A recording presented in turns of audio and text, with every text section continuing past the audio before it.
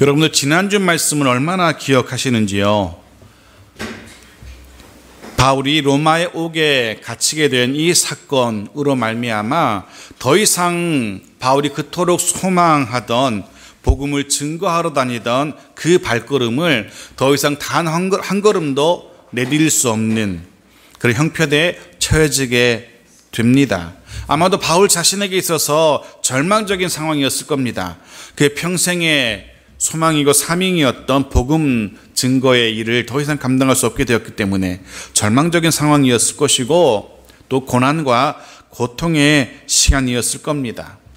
하지만 사도 바울은 자신이 로마의 감옥에 갇히게 된 이 사건으로 또 다른 복음 진보의 길이 열리게 되었다라고 고백하고 있었습니다. 먼저는 로마 감옥에 갇힌 바울이 그곳 로마 감옥에서도 복음을 전할 수 있는 길이 열렸던 것이고 그를 통해서 로마의 복음이 전파되게 됩니다. 그리고 또 한편으로는 바울이 로마에 오게 갇히게 됨으로써 또 다른 제2, 제3, 제4의 바울이 곳곳에서 일어나는 계기가 됩니다. 그리고 그들을 통하여 곳곳에서 일어난 또 다른 바울들을 통하여 말 그대로 곳곳에서 그리고 담대하게 복음이 그리스도 예수가 전파되게 되었다라고 그렇게 고백하고 있었습니다. 그런 이유 때문에 어찌하든지 자신이 옥에 갇힘으로 인하여서 로마에서도 세상 곳곳에서도 복음이 전해지게 되었기 때문에 비록 자신은 내일을 소망할 수 없는 절망적인 시간을 보내고 있었지만 고난의 시간을 보내고 있었지만 사도 바울은 그럼에도 불구하고 기뻐하고 기뻐하리라 라고 고백하고 있었습니다. 이것이 지난주의 말씀의 내용입니다. 오늘 본문에서 이어서 사도 바울은 자신이 정말로 바라고 또 소망하는 것들이 무엇인지를 밝히고 있습니다. 19절 말씀 보십시오. 이것이 너희의 간구와 예수 그리스도의 성령의 도우심으로 나를 구원에 이르게 할 줄을 아는 고로. 이것은 자신이 감옥에 갇히게 된 일을 말합니다. 바울은 지금 자신의 구원을 확신하고 있습니다. 나를 구원에 이르게 할 줄을 아는 고로. 근데 본문이 말하는 사도 바울이 말하는 이 구원이 무엇인지 명확히 할 필요가 있습니다. 가장 쉽게 떠오르는 생각은 바울 자신이 옥에서 풀려나는 것을 아마 구원이라고 말하지 않았을까라고 생각됩니다. 또 한 가지는 비록 감옥에서 풀려나지 못하고 순교하게 된다 할지라도 하나님 앞에 가서 구원받은 자로 온전히 구원받은 자로 서게 될 것이기 때문에 즉 순교하는 것 또 구원이라고 볼 수 있습니다. 그래서 많은 이들이 이 두 가지를 이야기합니다. 옥에서 풀려나는 것이다. 아니 죽더라도 하나님 앞에서 온전한 구원을 이루는 것이다 라고들 이야기합니다. 한 가지가 더 있습니다. 바울이 말하는 이 구원은 또 한 가지 해석이 있는데요. 옥에서 풀려나서 살게 되는 것이든 혹은 옥에서 죽어서 순교하는 것이든 사실 그 둘은 죽든지 살든지 죽든지 바울에게는 별반 중요하지 않은 일일 수도 있습니다. 별 의미가 없는 일일 수도 있습니다. 잠시 후에 보겠지만 그는 살든지 죽든지 그리스도가 존귀하게 되게 하려 함이니라고 고백하는 것을 볼 수 있습니다. 바울에게 있어서 풀려나서 사는 것이든 풀려나지 못하고 죽는 것이든 별로 의미가 없다는 겁니다. 다 거기서 거기라는 겁니다. 그럼 바울이 말하는 구원이 무엇일까? 살든지 죽든지 풀려나든지 옥에서 죽든지 바울이 생각하는 구원은 어떠하든지 그 형편 속에서 초라하지 않은 모습으로 부끄럽지 않은 모습으로 당당하게 살아가는 것, 그것을 사도 바울은 구원이라고 생각하고 있었던 것 같습니다. 바울은 차디찬 감옥에 갇혀 있지만 오늘 로마 법정에서 판결이 나서 내일 죽을 수도 있는 그런 절망적인 상황이지만 그럼에도 불구하고 복음으로 인하여 갇힌 사람답게 예수 그리스도 때문에 그리스도를 위해서 갇힌 사람답게 떳떳하게 당당하게 하루하루를 살아가기를 소망하고 있었던 겁니다. 아니, 그렇게 살 수 있다라고 그는 확신하고 있었습니다. 확신할 수 있었던 이유가 무엇입니까? 19절 상반절에 나오죠. 너희의 간구와 성령의 도우심으로, 너희의 간구와 성령의 도우심으로 내가 죽든지 살든지 그리스도인답게 살 수 있다라고 고백하고 있는 겁니다. 성도들의, 특별히 빌립보 교회 성도들의 중보의 기도가 있고 성령의 도우심이 있기 때문에 그 절망적인 상황 속에서도 바울은 하나님의 백성답게 그리스도인답게 살아갈 수 있음을 고백하고 있는 겁니다. 사랑하는 성도 여러분, 기도 잊지 마십시오. 절망적일수록 더더욱 기도의 능력을 의지하십시오. 왜냐하면 기도는 모든 상황을 변화시킬 수 있습니다. 말씀드린 것처럼 바울은 내일을 알 수 없는 절망적인 상황 속에 던져져 있었습니다. 하지만 바울은 그 오늘의 절망적인 상황을 다른 것으로 이렇게 잊어버리려고 애쓰지 않습니다. 계속 사람들과 만나는 것으로 혹은 술이나 약물로 상황을 잊으려고 하지 않았습니다. 또한 내일의 일을 오늘 질에 걱정하지도 않았습니다. 아직 일어나지도 않은 내일의 일로 오늘을 괴로움과 절망으로 채우려고 하지 않았던 겁니다. 주님의 말씀도 그렇습니다. 마태복음 6장 34절 말씀 같이 읽어보겠습니다. 시작. 그러므로 내일을 위하여 염려하지 말라. 내일 일은 내일이 염려할 것이요 한날의 괴로움은 그날로 족하니라. 아멘. 오늘 해야 할 일은 염려하는 게 아닙니다. 오늘 해야 할 일은 기도하는 겁니다.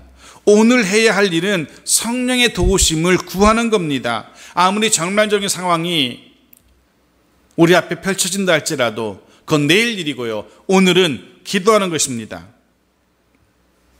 바울에게는 바울을 위해 기도하는 수많은 성도들이 있었습니다.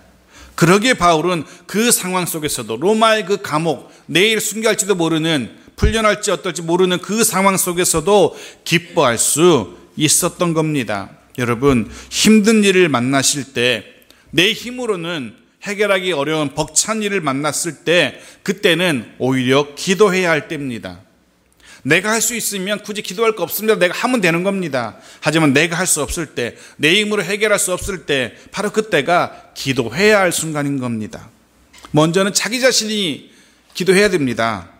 자신이 그 문제를 위해서 기도해야 됩니다. 그리고 주변의 믿음의 지체들에게 기도를 부탁하십시오. 말씀드린 것처럼 기도는 상황을 변화시키는 능력이 있기 때문에 그렇습니다. 우리가 기도할 때 하나님은 일하기 시작하십니다. 바울은 자신을 기억하는 초대교회 성도들이 자신을 위하여 기도한다는 사실을 알고 있었기 때문에 그 절망적인 상황 속에서도 담대하게 그리스도인답게 살아갈 수 있노라 라고 고백하고 있는 겁니다. 20절에서는요, 그런 바울의 소망이 더 구체적으로 드러나고 있죠. 20절 함께 읽겠습니다. 시작.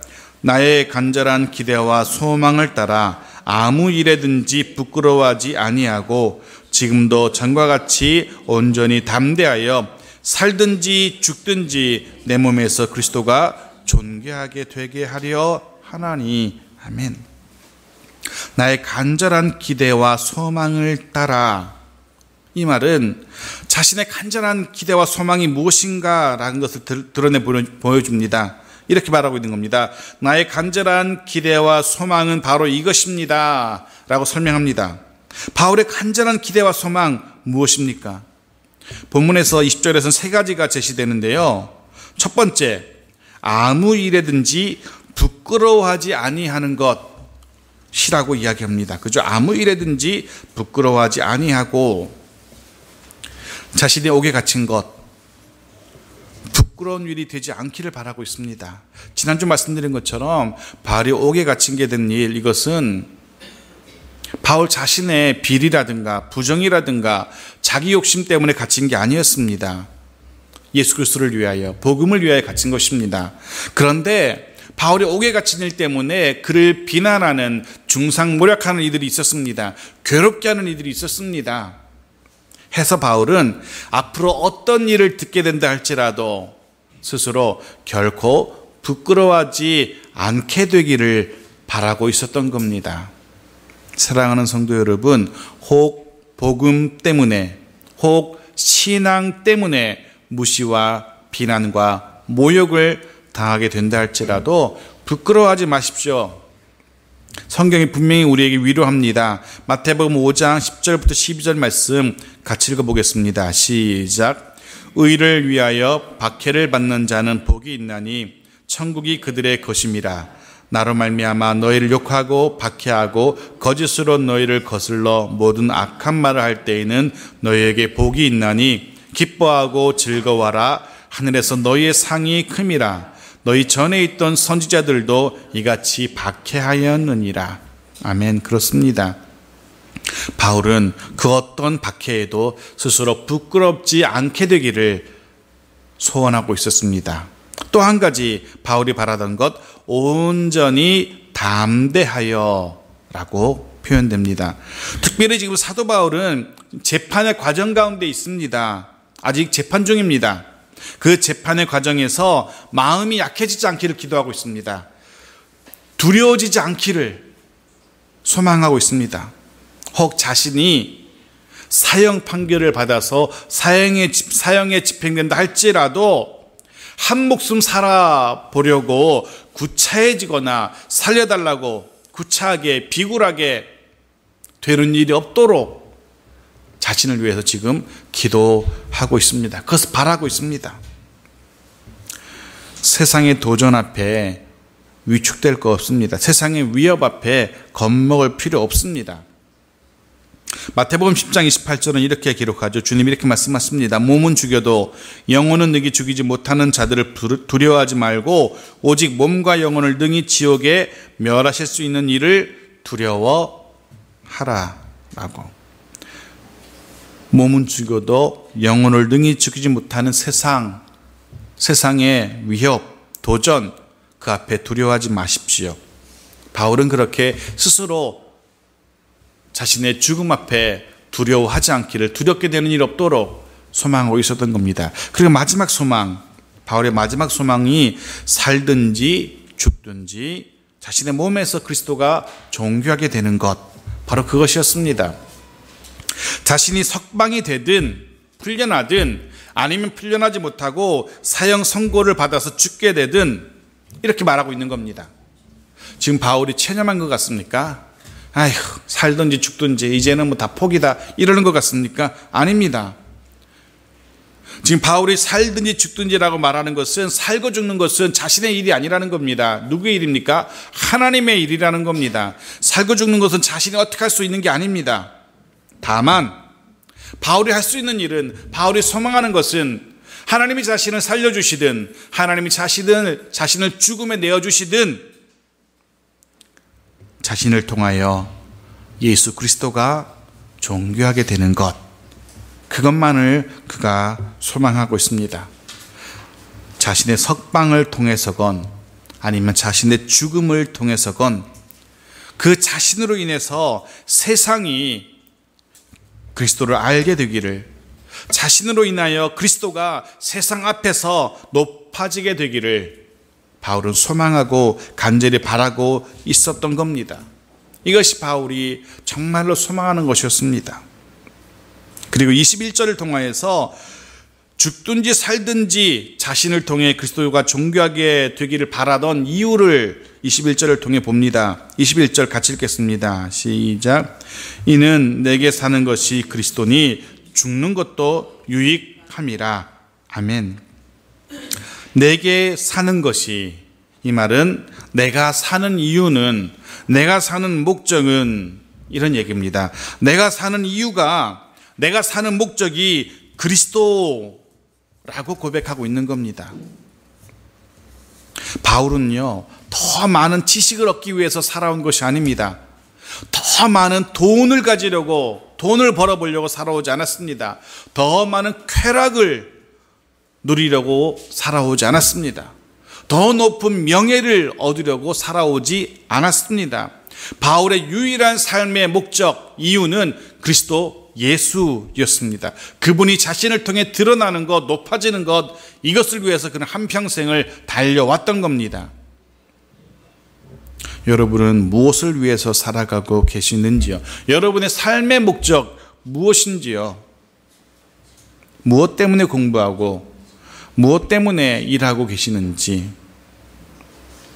바울은 예수 그리스도가 자신의 삶의 이유고 목적이라 라고 그렇게 고백하고 있습니다. 우리도 바울처럼 그렇게 고백할 수 있었으면 좋겠습니다. 나의 삶의 목적은, 나의 삶의 이유는 그리스도 예수입니다 라고 그렇게 고백할 수 있었으면 좋겠습니다. 예수 그리스도를 위해서 공부하고 예수 그리스도를 위해서 일합니다 라고, 그렇게 예수 그리스도를 위해서 살아온 바울이기 때문에 그리스도를 위해서 석방이 되든 그리스도를 위해서 죽게 되든 그 상관없다는 겁니다. 그러면서 이야기합니다. 아니, 오히려 죽는 것이 더 유익하다라고 뜻밖의 고백을 합니다. 죽는 것이 더 유익하다고. 왜 그렇습니까? 왜 죽는 게 더 유익합니까?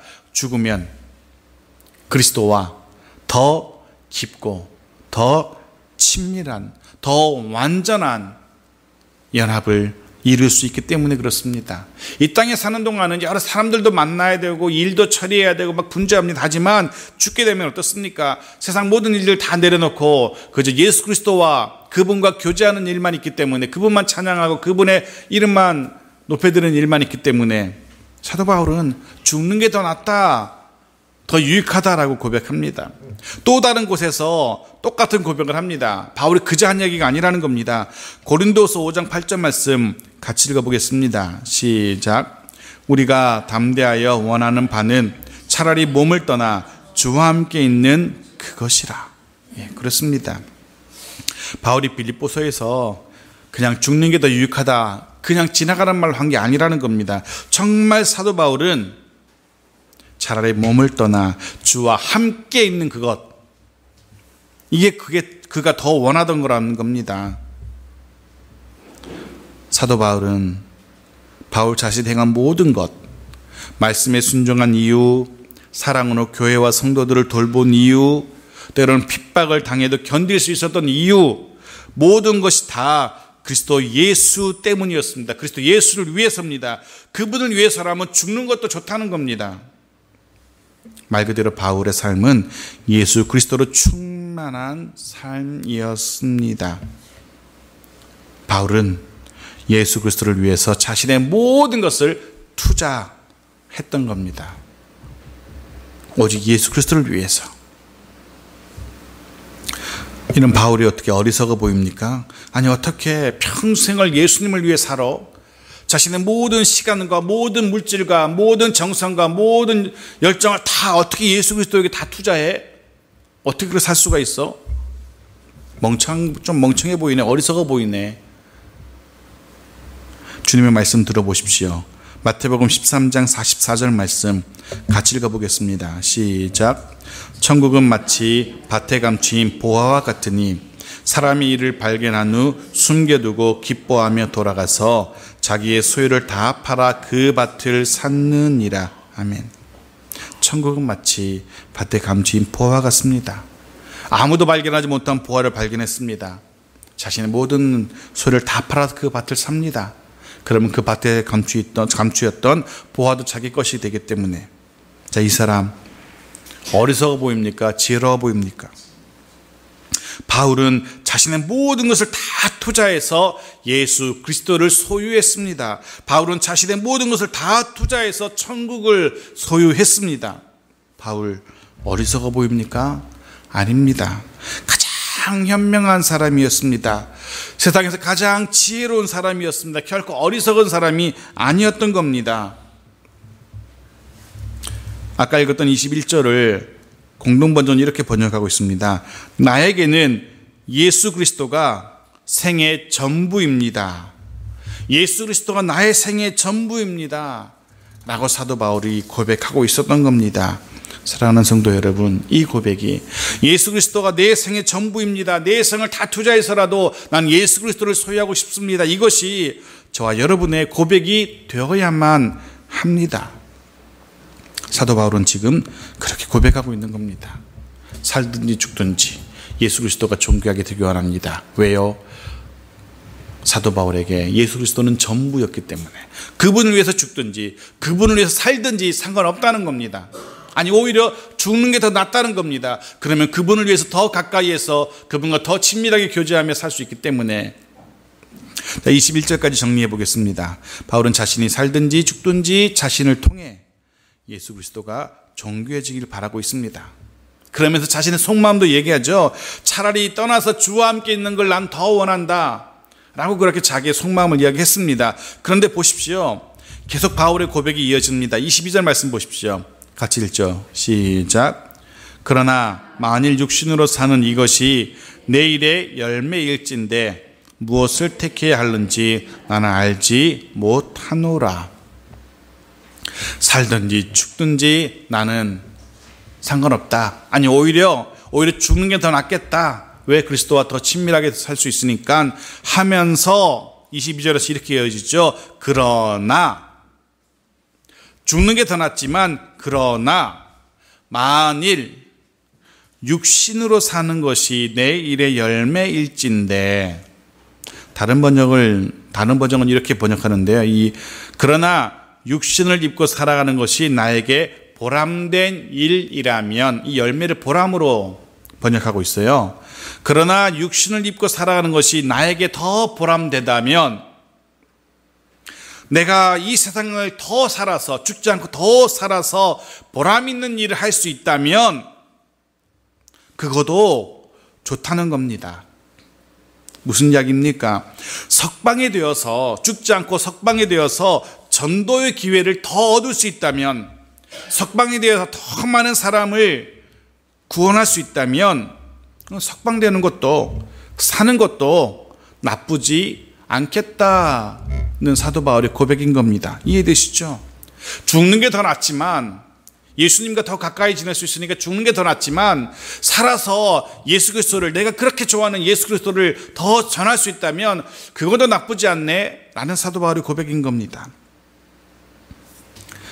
23절 말씀도 보십시오.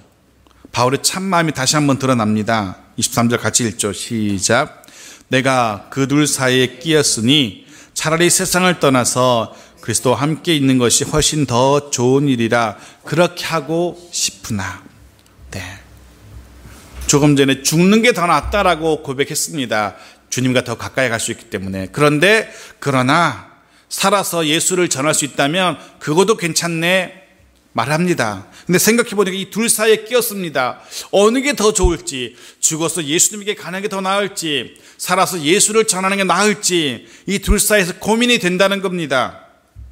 하지만 생각해보니까 아무리 생각해도 죽는 게 더 낫네 라고 이야기하고 있는 겁니다. 차라리 세상을 떠나서 죽어서 그리스도와 함께 있는 게 더 나아 라고 고백합니다. 흥미로운 것은요, 죽음을 세상을 떠나는 것으로 표현하고 있어요. 떠난다라고, 떠나서라고. 여기서 떠난다라는 표현은요, 군대가 진영을 다 이렇게 치고 있다가 막사를 다 걷고 출발하면 다 천막 텐트를 다 걷고 또 다른 야영지로 이동하는 것, 요때 사용되는 표현입니다. 혹은 항구에 정박해 있던 배가 이제 닻을 올리고 정박했던 항구를 떠나서 또 다른 정박지, 또 다른 항구로 출발할 때 사용하는 단어가 이 떠난다는 표현입니다. 지금 사도 바울이 무슨 얘기를 하는 겁니까? 죽는 건 끝이 아니라는 겁니다. 죽는 건 예수님 계신 그곳으로 출발하는 겁니다. 그러니까 사도 바울이 죽는 것도 좋다라는 겁니다. 죽음은 끝이 아닙니다. 또 다른 곳을 향한, 또 다른 곳으로 출발하는 겁니다. 이 땅의 삶을 접고 주님 계신 고향, 본향으로 돌아가는 것입니다. 그래서 사도 바울은 그러고 싶어 합니다. 이해가 됩니다. 사도 바울의 삶이 얼마나 고단하고 얼마나 피곤했습니까? 참 힘든 하루하루를 살았습니다. 이제는 고단하고 마친 삶을 정리하고 이제 본향 집으로 돌아가고 싶어하는 마음, 바울의 마음입니다. 충분히 이해가 됩니다. 그래서 사는 것도, 살아서 복음을 전하는 것도, 예수 그리스도를 전하는 것도 좋지만 이제는 그만 주님께 가고 싶네, 주님께 가서 고향 가서 주님과 함께 거하며 그 품에 안겨서 쉬고 싶네, 바울의 속마음입니다. 그럼에도 불구하고 24절 말씀 보십시오. 24절 같이 읽죠. 시작. 내가 육신으로 있는 것이 너희를 위하여 더 유익하리라. 참 바울이 계속 갈등합니다. 자신을 생각하면, 바울 자신을 생각하면 이제 그만 고단한 이 삶을 좀 내려놓고 주님께 가고 싶은데, 너희를 생각하니까, 빌립보 교회 성도들 너희를 생각하니까 너희의 유익을 위해서는 내가 있는 것이 좀 더 낫겠네 라고 그렇게 생각하는 겁니다. 아직 이 땅에서의 일이 남아 있었던 겁니다. 피곤하고 고단한 하루하루지만 아직까지 사도 바울에게는 해야 할 일이 남아 있었던 겁니다. 바로 그것 때문에, 아직 남아있는 할 일 때문에 사도 바울을 스스로 좀 더 살아야겠네 라고 생각하게 합니다. 이 땅에 남아 있어야 되는 바울의 삶의 동기, 남은 사명 때문이었습니다. 저와 여러분이 오늘도 새로운 호흡을 하고 살아가는 이유 마찬가지라고 생각됩니다. 하나님께서 저와 여러분의 생명을 오늘 아침에 거두어 가시지 않은 이유가 바로 그겁니다. 아직까지 저와 여러분을 통하여 하나님이 하고 싶은 일이 있으셨기 때문일 겁니다. 주님을 위해서건 교회와 성도를 위해서건 하나님이 저와 여러분을 통하여서 하실 일이 남아있기 때문에, 아직 효용 가치가 있기 때문에, 이 땅에 둘 가치가 있기 때문에 두신 겁니다. 이 땅에서 사명이 아직 끝나지 않은 겁니다. 이 땅에서 사명이 다 끝난다면, 더 이상 하나님을 위하여 살 일이 없다면 하나님 더 이상 이곳에 둘 이유가 없는 겁니다. 이 땅에서의 모든 일, 하나님이 맡기신 일, 사명을 다 마치는 그날, 혹은 우리가 그 사명 필요 없어, 번거롭네, 귀찮다고 걷어차는 날, 그날이 우리의 이 땅에서 삶이 마무리되는 날일 거라고 생각됩니다. 그러기에 저와 여러분에게 하나님이 주신 사명, 깨닫게 하시는 사명, 그거 가볍게 여기지 마십시오. 우리의 생명을 지탱하는 동기가 됩니다. 소중히 여기십시오. 그래서 오래 살고 싶어서 사명을 조금씩 미루거나, 오늘 열을 감당해야 되는데 오늘 하나만 하고 그러면 생명이 늘어나겠지, 그러지 마십시오. 그렇게 잔머리 굴리다가 하루아침에 불려가는 수도 있습니다. 그러니까 하나님께서 맡겨준 사명 열심을 다해 살아가시면 됩니다. 바울은 자신이 살아서 이 땅에 있는 것이 빌립보 교회와 성도에게 더 유익이 될 거라 말합니다. 그것 때문에, 그 이유 때문에 자신이 살아야겠다라고 생각합니다. 25절 말씀 보십시오. 같이 읽죠. 시작. 내가 살 것과 너 믿음의 진보와 기쁨을 위하여 너희 무리와 함께 거할 이것을 확실히 아노니. 바울의 마음이 이해되시는지요? 갈팡질팡합니다. 죽는 게 더 낫겠다 하다가 아니야, 살아야겠네 또 이야기하며, 그래 내가 살 것 같다, 죽지 않을 것 같다, 왜냐하면 내 할 일이 아직 남았네. 그 일이 무엇입니까? 너희 믿음의 진보와 기쁨을 위하여. 바울이 살아야 될 이유, 살 것을 확신하는 이유, 첫 번째는 성도들의 믿음의 성장과 성숙을 위해서 사도 바울이 살아야 한다는 겁니다. 특별히 빌립보 교회 믿음의 식구들을 위하여 바울이 필요하기 때문에, 바울이 할 일이 아직 남았기 때문에, 나는 아직 죽지 않겠구나 확신하고 있는 겁니다. 두 번째 이유가 26절에 나옵니다. 자신이 살 수밖에 없는 이유. 26절 같이 읽죠. 시작. 내가 다시 너희와 같이 있으므로 그리스도 예수 안에서 너희 자랑이 나를 말미암아 풍성하게 하려 함이라. 아멘. 너희 자랑이 풍성하게 하려 함이라. 무슨 이야기입니까? 자신이 살아서 교회와 성도들을 방문하게 되면 그것이 교회와 성도들에게 자랑거리가 될 거라는 겁니다. 생각해 보십시오. 예수 그리스도와 복음을 전하다 로마 감옥에 갇혔습니다. 초대교회와 예루살렘과 초대교회가 다 압니다. 파다하게 소문이 퍼졌습니다. 사도 바울이 변절했다가 유대교에서 기독교로 변절해서 그렇게 예수를 전하다가 로마 감옥에 갇혔대. 이제 곧 죽는데 알만한 사람 다 압니다. 그런데 그런 바울이 풀려나서 그런 바울이 살아서 교회를 다시금 방문하며 돌아다닌다면, 복음을 전하러 다닌다면 교회가 얼마나 자랑할 게 많겠습니까? 주께서 바울을 살리셨다고, 예수 그리스도의 성령이 바울을 살리셨다고 예수를 자랑하게 될 겁니다. 예수 그리스도를 높이게 될 것이고 영광을 돌리게 될 겁니다. 그를 위해서라도 자신이 살아야겠다는 겁니다. 그를 위해서 주께서 자신을 살리실 것이라 확신하고 있습니다. 멋지지 않습니까? 정말 뼛속까지 예수 그리스도를 중심으로 살아갑니다. 실제로 바울은 AD 63년경에 잠시 풀려납니다. 석방이 됩니다. 실제로 풀려나서요, 실제로 빌립보 지역을 방문합니다. 빌립보 교회를 방문합니다. 그 빌립보 교회에 와서 그 지역에서 성경을, 그 편지를 쓰는데 그 편지가 디모데 전서입니다. 디모데에게 마지막 편지를 보내게 되죠. 그리고 5년 후에 다시 붙잡힙니다. 68년 정도 다시 붙잡혀서 결국 그 해에는 순교하고 맙니다. 말씀을 마치겠습니다. 오늘 저와 여러분도 사도 바울처럼 그렇게 고백할 수 있었으면 합니다. 죽든지 살든지 나를 통하여 예수 그리스도가, 그분이 존귀하게 되길 원합니다. 그렇게 고백할 수 있었으면 좋겠습니다. 어떻게 그런 삶을 살 수 있습니까? 그리스도인답게 살면 되는 겁니다. 어떤 상황에 놓여진다 할지라도 그리스도인답게 당당하게 담대하게 살면 됩니다. 주께서 은혜를 주셔서 살게 하신다면, 회복시켜 주신다면 더더욱 주신 사명을 위해서 달려가면 되는 겁니다. 우리도 바울처럼 예수 그리스도가 나의 생애의 전부입니다, 예수 그리스도가 내 삶의 이유고 내 삶의 목적입니다 라고 고백하면서 믿음으로 달려가는 우리 모두가 되어지기를 간절히 축원합니다.